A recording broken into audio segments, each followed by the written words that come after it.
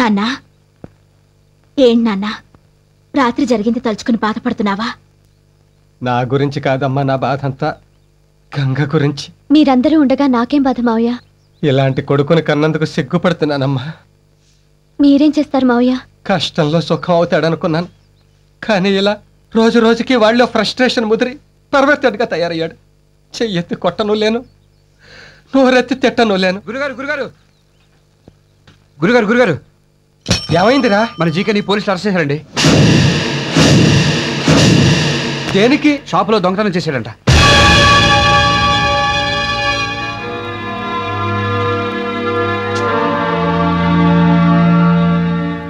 ఏమండి? అలవాటు లేని పని కదా, పట్టుబడ్డాడు. రెండోసారి దొరకళ్లే భాగ్యం. దరిద్రుడు! ఆ చేసే దొంగతనం మీద ఏ బ్యాంకులోనే చేర్చావచ్చుగా, లక్షలు దక్కేవి. చెవురుకోండి. రండి గురుగారు, ఒకసారి పోలీస్ స్టేషన్కి వెళ్ళొద్దాం. విడిపించుకునే శక్తి లేదు, విడిపించుకోవాలనే ఆసక్తి లేదురా. అదేంటండి అలా అంటారు? వాడు మన కొడుకండి. నేను మమకారం లేక వెళ్ళను అంటలేదు భాగ్యం. ఇప్పుడు స్టేషన్కి వెళ్తే డబ్బు కట్టి వాడిని విడిపించుకోవడానికి వెళ్ళాలి, లేదా కడుపు మంటతో వాడిని కాల్చి చంపేయడానికి వెళ్ళాలి. మొదటిది డబ్బు ఉన్నవాడు చేస్తాడు, రెండోది ఏ డబ్బు లేని పేదవాడు చేస్తాడు. నేను మధ్య తరగతి వాడిని, ఏది చేయలేను. నీకు గుర్తుందా భాగ్యం, చిన్నప్పుడు వాడి డబ్బాలో చిల్లర డబ్బులు తీస్తే రోజంతా వాడిని గదిలో పెట్టి తిండి పెట్టలేదు. ఇది అంతే. కాదని ఎవరి కాళ్ళలో పట్టుకుని బతిమలు బయటకు తీసుకొస్తే వాడికి ఇదే అలవాటు అయిపోతుంది. అప్పుడు వాడు మనకి ఈ మాత్రం కొడుగ్గా కూడా మిగలడు. అమ్మ గంగ, ఎసట్లో ఓ గ్లాసు బియ్యం తగ్గించి పెడతానత్తయ్య. కలలెన్నో కలబోసి కనిపించిన సంతానం నిలువున తన ఆశలకిపుడే తలకురివిని పెడుతుంటే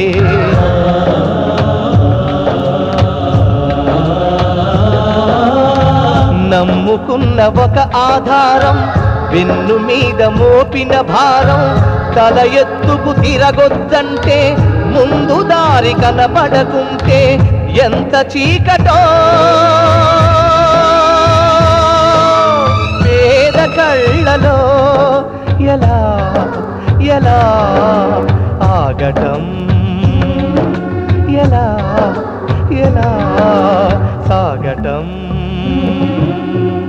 సగటు మనిషి బతుకంతా కన్నీటి ఎదురీత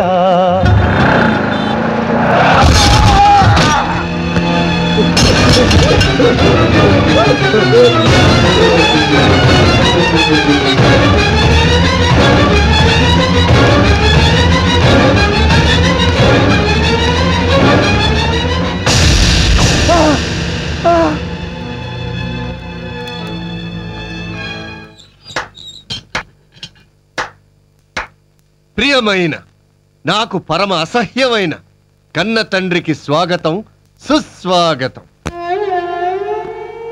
జైల్లో ఉన్న కొడుకు మొహం చూడనని ఇప్పుడు ఏ మొహం పెట్టుకొని జైలుకు వచ్చావు? తండ్రిగా నీ కొడుకు చిన్న కోరికలను కూడా తీర్చలేకపోయావు. కొడుకుగా నీ తండ్రి కంటి ఆపరేషన్ చేయించలేకపోయావు. పెళ్ళానికి రెండు పూట్ల తిండి సరిగ్గా పెట్టించలేకపోయావు. చిన్నదాన్ని చదువు మనిపించావు, రెండోదాన్ని గాలికి వదిలేసావు, పెద్దదాన్ని విధవరాలు చేశావు. నువ్వు తండ్రివి కాదు, కొడుకు కాదు, అసలు నువ్వు మనిషివే కాదు. కొడుకు తిరగబడి మాట్లాడుతున్నా ఒక్క మాట కూడా మాట్లాడలే. నువ్వు అమ్మ కడుపులో ఉండగానే తిరగబడ్డావురా. అప్పుడు అది కోలుకోవడానికి 2 ఏళ్లు పట్టింది. మళ్ళీ ఇన్నేళ్లకి ఇప్పుడు నామే తిరగబడ్డావు. ఇంకా నేనేం కోలుకుంటాను రా. ఏమిటండి దారుణం? దీర్ఘ సుమంగళి భవాని దీవించవలసిన చేతులతో దాన్ని పసుపు కుంకాలకి దూరం చేశారు. రేపదొచ్చి నాన్న నా భర్త ఏడి అని అడిగితే ఏం సమాధానం చెప్తారండి? ఏం సమాధానం చెప్తారండి? అమ్మా,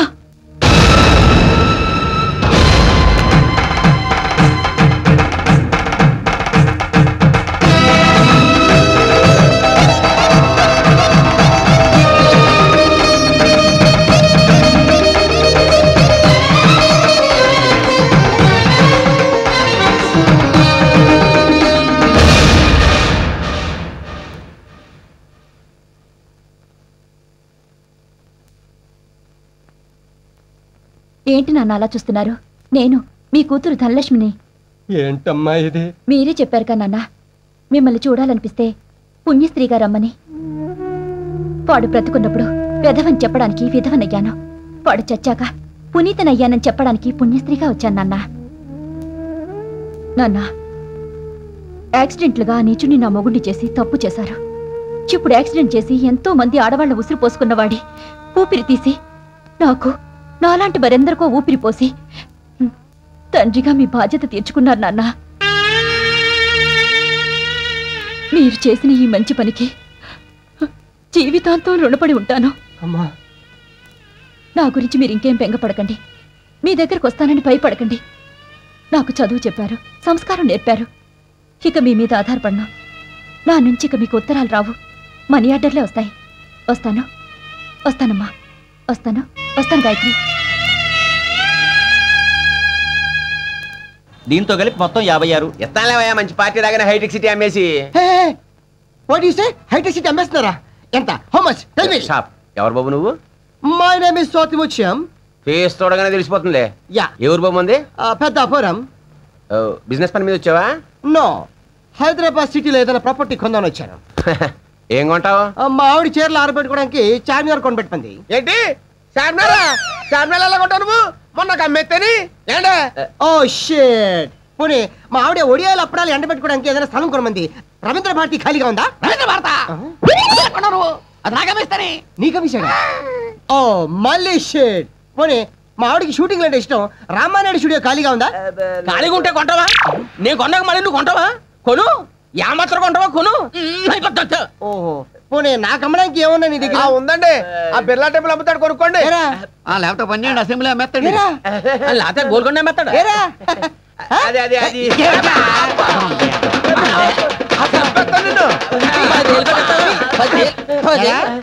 వీళ్ళు ఎర్రి పప్పలా చేసేసి హైదరాబాద్ పాటల కింద అమ్మేస్తావా? మరి ఈటీవీ రామోజీ నుంచి ఎందుకు తీసారా? అది కూడా స్టేషన్ కా? రైల్వే స్టేషన్ కాదు, పోలీస్ స్టేషన్. పోలీస్ స్టేషన్ కా? అంటే మీరు కానిస్టేబుల్, హెడ్ కానిస్టేబుల్ ఆగ్ని జమతాగ్ని. ఏంటే మర్యాద లేకుండా అలా వస్తావు? ఇదే రాజకీయ నాయకులు అయితే వస్తావా? సాల్యూట్ చేసి ఏసీ సూట్ రూమ్ ఇచ్చి కంచం మంచం అరేంజ్ చేస్తావు. ఎస్ఐ గారు కాస్త బిజీగా ఉన్నారు, వర్క్ అయిపోగానే వచ్చి ఇస్తారులేమ్మా. చూస్తా, లేదంటే బయటికి రాగానే రాజకీయాల్లో చేరిపోతా. అంత ఛాన్స్ నీకు ఇవ్వలే. హలో బావగారు, హలో అల్లుడు. ఓ మీరంతా కూడా ఇక్కడే ఉన్నారా? ఇది సెల్లా లేదండి, మన ఇల్లులో ఉంది. నేను ఒక వీడియోకి హెల్ప్ చేసే లోపల ఇంట్లో ఇంకో వీడియో రెడీ అయిందంటగా.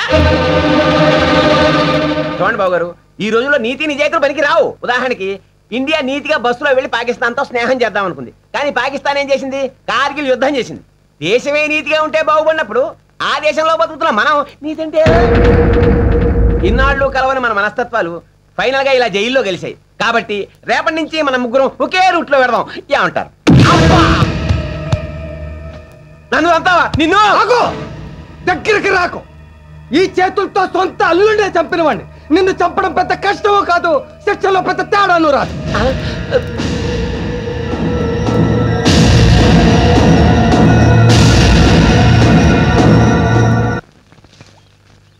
రే పట్టాబే, పాప మా గోవిందరావు గారి కుటుంబం గురించి ఆలోచిస్తా ఉంటే బాధ అనిపిస్తుందిరా. అవును, కానీ మనం ఏం చేయగలం? చేయగలరు. దమ్మద్దా అమ్మా, అమ్మాయి గారు 2 లీటరా. ఏంటండి, డబ్బులు ఏమైనా కావాలా? కాదు, నేను మీతో మాట్లాడడానికి వచ్చాను. చెప్పండి. మీరు నన్ను పెళ్లి చేసుకుంటారా? ఏంటి మీరు మాట్లాడేది? ఏ దిక్కు లేని మా ఇంటికి మగ దిక్కు కావాలి, అది మీరే కావాలని మీ దగ్గరకు వచ్చాను. చెప్పండి, నన్ను పెళ్లి చేసుకుంటారా? వద్దమ్మా, మా వాడేదో నీ మీద మనసు పడ్డాడని తెలిసి మేమంతా కేకలేసాం. అవునమ్మా, మీతో మాకు సంబంధం ఏంటి? మీరు క్లాస్ వాళ్ళు, మేము లేబర్ వాళ్ళం. అవును, మేం క్లాస్ వాళ్ళమే. మిడిల్ క్లాస్ వాళ్ళం. లోయర్ క్లాస్ వాళ్ళలాగా కష్టాల్ని ఇష్టపడని వాళ్ళం. అప్పర్ క్లాస్ వాళ్ళలాగా బతకాలని అత్యాశకి పోయి అప్పుల పాలయ్యే వాళ్ళం. మేం మధ్యతరగతి మనుషులం కాదు, మిధ్య తరగతి మనుషులం. మా ఇంట్లో వాళ్ళు రోడ్డు మీద పడకముందే నన్ను మీ కోడల్ని చేసుకోండి మావయ్య. అది కాదమ్మా. మీరింకేం చెప్పొద్దు. నేను బాగా ఆలోచించే ఈ నిర్ణయం తీసుకున్నాను. అయితే ఒక కండిషన్, నేను పెళ్లి చేసుకున్నా కూడా నువ్వు ఉద్యోగం చేయాలి. నీ జీతం నా జీతం మొత్తం మీ కుటుంబానికే ఖర్చు పెట్టాలి. నాది ఒక కండిషన్ అమ్మా. మీ ఇద్దరు పెళ్లి మీ నాన్నగారు జైలు నుంచి వచ్చాకే జరగాలి. ఆ పెళ్లికయ్యే ఖర్చు అంతా మేమే భరించాలి. నాకింత మంచి అత్తవారిలు దొరుకుతున్నందుకు చాలా ఆనందంగా ఉంది. Thank you very much. అత్తయ్య మావయ్య ఇచ్చేశారు.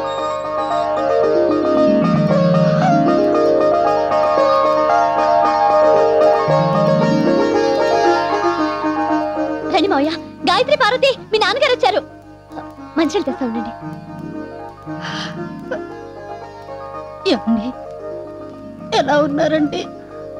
బతికే ఉన్నాను భాగ్యం. ఏంటే గోలా? నాన్న వచ్చారు తాత. తీసుకోండి మావయ్య.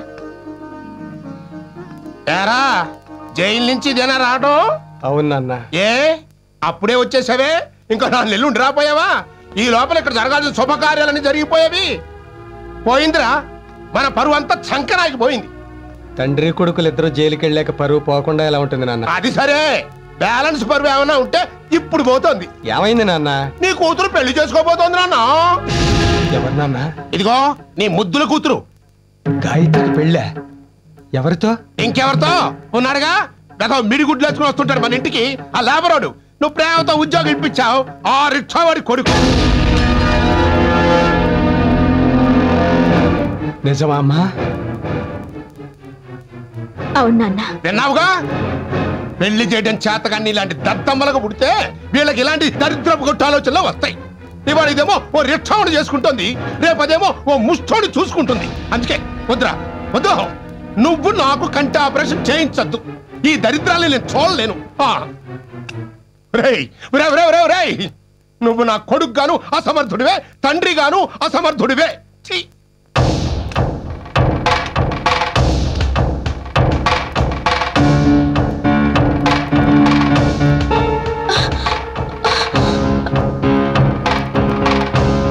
నాన్న, ఎక్కడికి నాన్న? బయటికి వెళ్ళేటప్పుడు ఎక్కడికైనా అడగకూడదు. మీరేం చెప్పొద్దు. 3 లక్షలు ఒక్కసారి ఇస్తేనే ఇల్లు ఇస్తా. పోనీ ఇచ్చిన తర్వాతే రిజిస్టర్ చేద్దరు గాని ఒక్క నెల గడువు ఇప్పించండి. అలా కుదరదయ్యా. అవతల ఇంకో పార్టీ క్యాష్ పట్టు కూర్చున్నారు. ఏదో మీరు అడిగారు కదా అనేసి అడ్వాన్స్ తీసుకోకుండా ఆగా. మీకు కావాలంటే రేపు ఉదయం కల్లా 3 లక్షలు తీసుకొచ్చి ఇస్తేనే ఇల్లు మీకు దక్కుతుంది, లేకపోతే ఇల్లు దక్కదు. ఇక మీ ఇష్టం. రండి గురుగారు రండి. ఏదో పనిలో ఉన్నట్టున్నారు. ఏం లేదండి, ఆ వీరాస్వామి ఇల్లు 3 లక్షలు బేరం కుదుర్చుకున్నాం. మా డిబ్బీలో 2 లక్షలే ఉన్నాయి. ఈ ఇల్లు అమ్మితే ఓ 70,000 వస్తుంది. మిగతా 30,000 గురించి ఓ నెలాగమంటే కుదరదంటున్నాడు. నేను మీకు ఎంత ఇవ్వాలి? ఇప్పుడు ఆ విషయం ఎందుకులేండి. లేదురా, మీ దగ్గర తీసుకున్న 30,000 నేను ఇచ్చేస్తా. మాకు ఇల్లు అంత అర్జెంటుగా కొనాలని ఏం లేదండి. కాకపోతే ఆ ఇల్లు బాగుందని కొంచెం ఆశపడ్డాం. మీలాంటి మంచి మనుషులకు మంచి ఇల్లే దొరుకుతుందిరా. మా ఇల్లు మీకు ఎలా ఉంటుంది? మీ ఇల్లా? అవునరా, పెద్ద ఇల్లు, 2 బెడ్రూములు, చిన్న కారిడారు, బోల్డంత దొడ్డిరా. పైగా వాస్తు మంచిది కాబట్టి ఎన్ని కష్టాలు వచ్చినా నా గుండె ఆగిపోలేదు. ఏంటండి మీరు అనేది? నేను మీతో పెళ్లి విషయం మాట్లాడదామని వచ్చాను, కానీ ఇక్కడికి వచ్చాక ఇల్లు విషయం మాట్లాడాలనిపిస్తోంది. అరే, ఆ 3 లక్షలకే మీరు నా ఇల్లు కొనుక్కోండిరా. మీ దగ్గర ఉన్న 2 లక్షలు నాకు ఇచ్చేయండి. నేను మీకు ఇవ్వాల్సిన 30,000 పోను, మిగతా డబ్బుకి మీ ఇల్లు నేను కొనుక్కుంటాను. భలే ఊరే, మీరు అసలు మాకు ఏ అప్పు తీర్చొద్దు. రే, నువ్వు జాలిపడి దానం చేసిన మిగతా అప్పులు వాళ్ళు ఊరుకోర్రా. మీరేం చెప్పినా మేము ఒప్పుకోండి. మీరిల్లు అమ్ముకోవడం ఏంటి, మేం కొనుక్కోవడం ఏంటి? ఇల్లు అమ్మేసి నేనేం చెడిపోవట్లేదమ్మా, ఇంకో ఇల్లు కొనుక్కుని నేను బాగుపడుతున్నాను. ఊరుకోండి గురుగారు, ఇది ఇల్లేంటి? 4 ఇటుకలు 4 కర్రలతో వేస్తాను. నా స్థాయికి ఇదే కరెక్ట్ రా. ఈ ఇల్లు చాలా చిన్నదై గురు, అందుకే కావాలంటున్నాను రా. ఇల్లు ఎంత చిన్నదైతే అంత చిన్నవవుతాయిరా. మా కోరికలు ఖర్చులు ఇలాంటి ఇంట్లో ఉంటే చుట్టాలు రారు, కరెంటు ఖర్చు ఇంటి పన్ను తక్కువైపోతుంది. నా ఇల్లు మీకు అమ్మి మీ ఇల్లు నేను కొనుక్కోవడంలో ఇంకో స్వార్థం కూడా ఉందిరా. నువ్వు నా ఇల్లు కొంటే నాకంటే నువ్వు ఉన్నోడివి గొప్పోడివి అవుతావురా. అప్పుడు నా కూతురు నీకు ఇచ్చి పెళ్లి చేస్తే గొప్ప సంబంధం తెచ్చానని నన్ను అందరూ మెచ్చుకుంటారా. నా కూతుర్ని పెళ్లి చేసుకున్నాక కోడలు వచ్చిన వేళ కొత్త ఇల్లు కొన్నారని 10 మంది చెప్పుకుంటే నా 3వ కూతురు కూడా మంచి సంబంధం వస్తుందమ్మా. ఎంతకాలం ఏది కావాలన్నా అడగకుండానే ఇచ్చారు. ఇప్పుడు అడుగుతున్నాను. ఆ 2 లక్షలు ఈ ఇల్లు నాకిస్తే నా అప్పులు అవసరాలు తీరి నా కష్టాలన్నీ గట్టెక్కుతాయి. దయచేసి కాదనకు దేవుడు.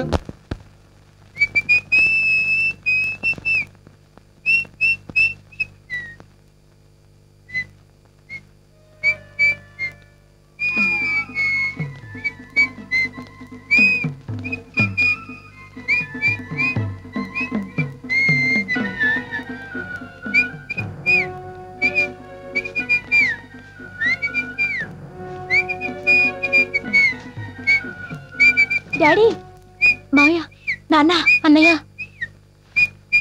ఏమండి ఏమైందండి మీకు? మధ్య తరగతి వాడు నవ్వినా అనుమానమే. నాకేం పిచ్చి పట్టలేదు, ఎవ్వరూ భయపడకండి.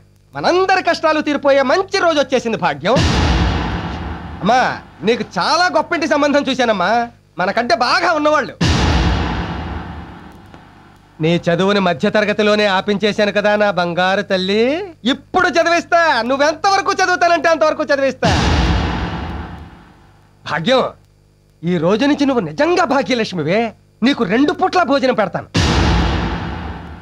నానా తొందరగా రెడీ అవ్వు, ఈవేళ నీకు ఐ హాస్పిటల్ ఆపరేషన్ చేస్తాను. ఏమిట్రా ఇదంతా? కొంప తీసి లాటరీ తగిలిందా? అవును, కొంప తీసే లాటరీయే తగిలింది. నిజంగానా? ఎంత? అన్ని వివరంగా తర్వాత చెప్తాను. ఏవే నాన్న 4 జతల బట్టలు సర్దు. నా బతుక్కి 4 జతల బట్టలు, విప్పుకోవడానికి ఒకటి, కట్టుకోవడానికి ఒకటి, 2గా ఏడిసినాయి. అయితే కొత్తగా కొందాం. ఇదంతా చూస్తుంటే నాకేదో భయంగా ఉందిరా. డోంట్ వర్రీ, ఓ గొప్ప వ్యక్తి సాయం వల్ల మన కష్టాలు మొత్తం గట్టెక్కుతున్నాయి. గొప్ప వ్యక్తి ఎవరు? దేవుడు.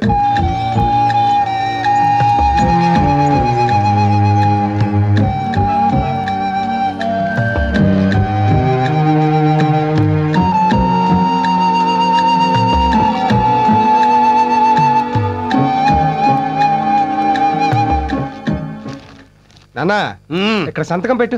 ఆటోగ్రాఫా? కాదు, ఆపరేషన్ చేసే ముందు పేషెంట్ దగ్గర సంతకం తీసుకుంటారు. దేనికి?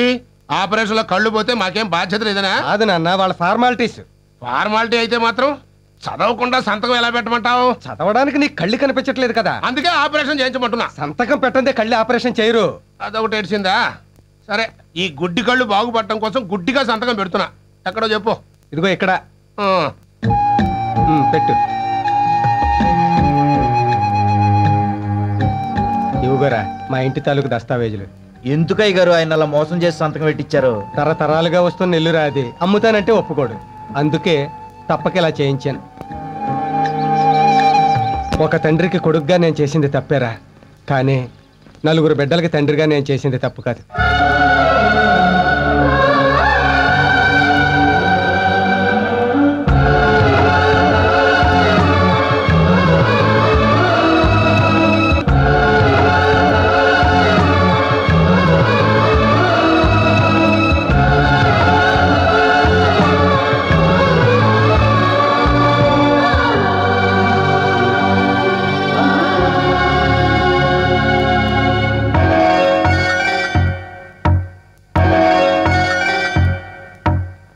సగటు మనిషి బతుకంతా కన్నీటి ఎదురీత.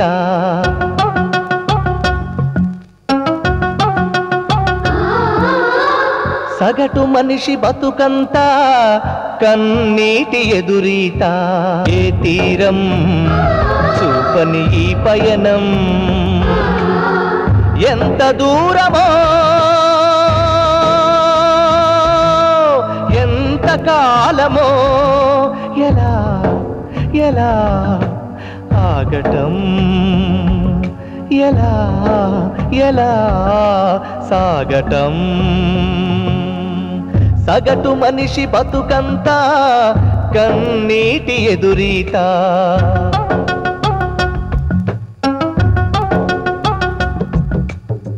సగటు మనిషి బతుకంతా కన్నీటి ఎదురీత.